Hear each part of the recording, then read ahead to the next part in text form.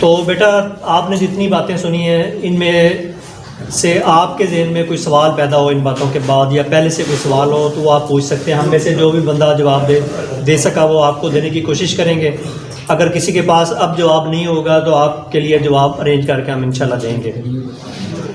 تو کسی کا کوئی سوال ہو تو وہ کر سکتا ہے. کوئی اسٹوڈنٹ یہاں آ کے بات کرنا چاہے تو وہ بلا جھجک آ سکتا ہے. جی بیٹا. اس کی مین وجہ ایک تو یہ ہے نا کہ جب ہم اس کو ایک سٹائل کے طور پہ لیتے ہیں اپنی فلموں میں ڈراموں میں اور دیکھتے ہیں کہ ہیرو کو کہ ایک بڑے سٹائل کے ساتھ سگریٹ پی رہا تو ہم یہ سمجھتے ہیں کہ یہ ایک فیشن ہے, ایک سٹائل کا طریقہ ہے, ہم اس کو اپناتے ہیں, اس کو فالو کرتے ہیں. اور جب ہم اس مصیبت میں پھنس جاتے ہیں پھر اس کو چھوڑ نہیں سکتے تو پھر ہمیں احساس ہوتا ہے کہ ہم ایک مصیبت میں پھنس چکے ہیں.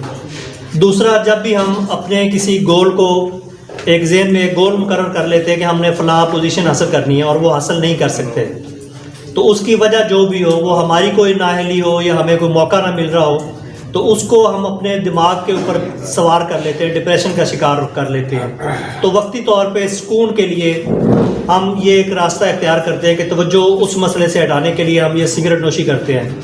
جیسے وہ کیا کہتے ہیں, کسی کی یاد بلانے کے لیے تمباکو نوشی کی اور وہ دھوئیں کے حالے نے اسی کی تصویر بنا دی.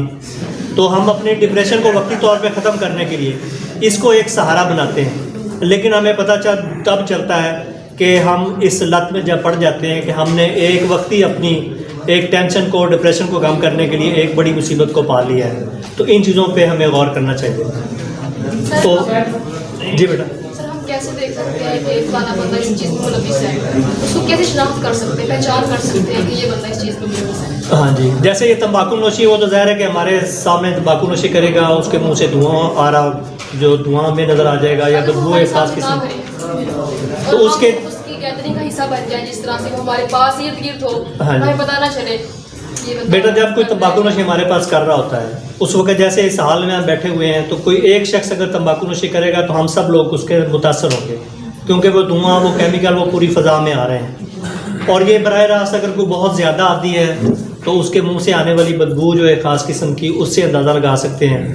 تو باقی ویسے براہ راست کوئی ہے تو وہ باہرین ہے تو وہ ہمیں بتائیں گے کہ اس کا کیا طریقہ ہے, یا آپ کو اگر پتہ ہو تو وہ ہم انشاءاللہ. اگر ہم دیکھیں تو ہمیں نہیں پتا کہ فرنٹ پہ ایک بندہ بیٹھا ہے اسموکنگ کر رہا ہے, ٹھیک ہے, اس کے جیسچر سے, اس کے ہاتھوں کی موومنٹس آپ فیل کر سکتے ہیں کہ وہ اکثر عادت ہو جاتی ہے لوگوں کو اس طرح کرنے کی, ٹھیک ہے.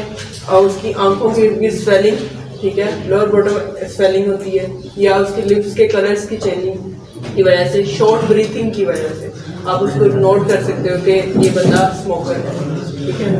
یہ چند جی. اور کو بیٹا. سر عمر عظیم میرا نام ہے سر. میرا سوال یہ تھا سر کہ گاہی بگاہی ہمیں یہ سننے کا موقع ملتا ہے کہ ہم تحریک چلاتے ہیں اسٹوڈنٹس کو اگائی کے لیے. سر میرا ایک حیرانی یہ ہوتی ہے سر, کیوں نہ یہ تحریک حکومت کے لیے چلائی جائے کہ حکومت اس پہ پابندی لگائے.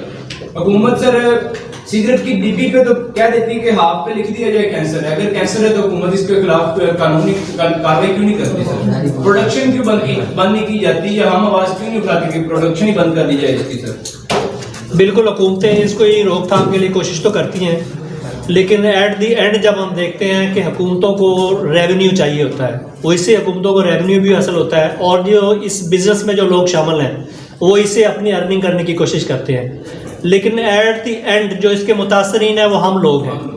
اگر ہم اس کو خریدیں گے نہیں تو وہ ہمیں بیچے گا کون؟ تو اس لیے سب سے پہلے ہمیں خود کو ٹھیک کرنا ہے. وہ کیا کہتے ہیں کہ خدا نے آج تک اس قوم کی حالت نہیں بدلی, نہ ہو خیال جس کو آپ اپنی حالت کے بدلنے کا. جی ویورز, اگر آپ نے ابھی تک ہمارا چینل سبسکرائب نہیں کیا تو سبسکرائب کیجیے اور ساتھ میں دیے گئے گھنٹی کے بٹن کو ضرور دبائیے تاکہ اپڈیٹس آپ کو باقاعدگی سے ملتی رہیں.